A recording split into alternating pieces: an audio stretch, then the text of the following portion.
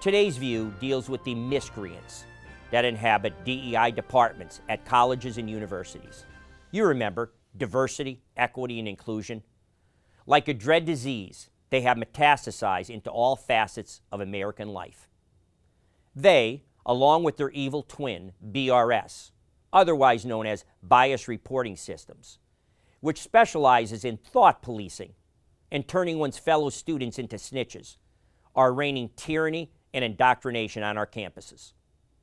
Their woke ideology, censoring free speech and intellectual debate, their ruining of careers, have turned our universities into crucibles of conformity and censorship.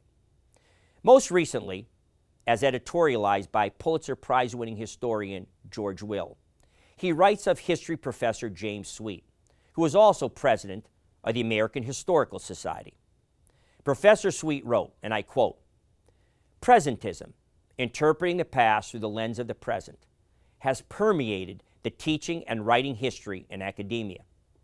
But doing history with integrity requires us to interpret elements of the past, not through the optics of the present, but within the worlds of our historic actors. However, the allure of political relevance is threatened if we don't read the past through the prism of contemporary social justice issues, race, gender, sexuality, nationalism, capitalism," end quote.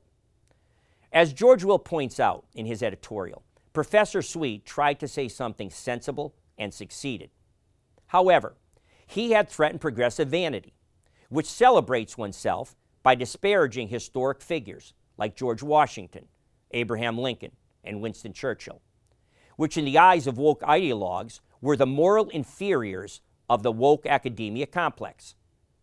I will now conclude by quoting George Will directly, quote, "Many academic historians writing history that matters fancy themselves heroes, fighting to overthrow systemic this and that.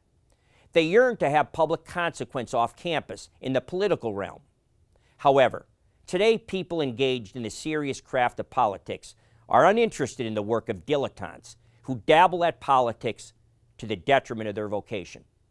These professors might ask themselves, why were less than 1.2% of Bachelor of Arts degrees awarded to history majors in 2019? Perhaps one reason for this is students are not interested in learning history from professors who are less interested in history than in playing politics, and understand politics as the activity of advertising their virtue in the sandbox of today's academia."